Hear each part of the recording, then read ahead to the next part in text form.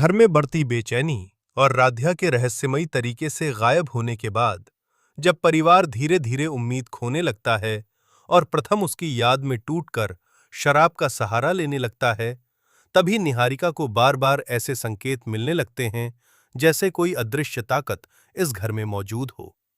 एक रात जब सब लोग सो जाते हैं तो निहारिका चुपके से प्रथम के कमरे के बाहर छिपकर खड़ी हो जाती है ताकि वो सच जान सके। तभी उसे अंदर से धीमी आवाजें सुनाई देती हैं, जैसे कोई प्रथम से बात कर रहा हो। और जब वो दरवाजा खोलती है तो देखती है कि प्रथम हवा में किसी का हाथ पकड़कर बात कर रहा है और बार बार राध्या का नाम ले रहा है। ये देखकर उसके होश उड़ जाते हैं, लेकिन असली डर तब शुरू होता है जब अचानक कमरे की लाइट अपने आप बंद हो जाती है और खिड़की जोर जोर से हिलने लगती है।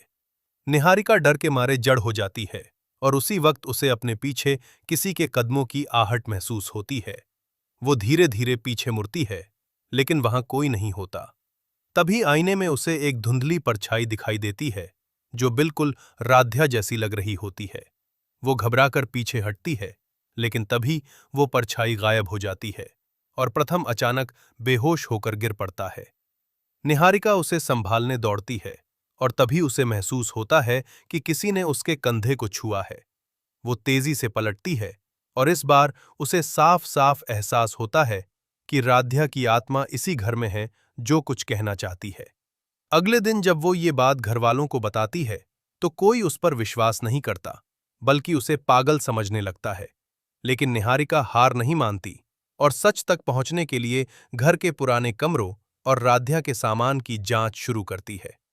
तभी उसे एक पुरानी डायरी मिलती है जिसमें राध्या ने अपने डर और किसी छुपे हुए राज का जिक्र किया होता है। अब निहारिका को यकीन हो जाता है कि राध्या के गायब होने के पीछे कोई बड़ा सच छुपा है और उसकी आत्मा उसी सच को सामने लाने के लिए लौट आई है। और कहानी एक ऐसे मोड़ पर पहुंच जाती है जहां सच और डर के बीच की रेखा पूरी तरह मिटने वाली है।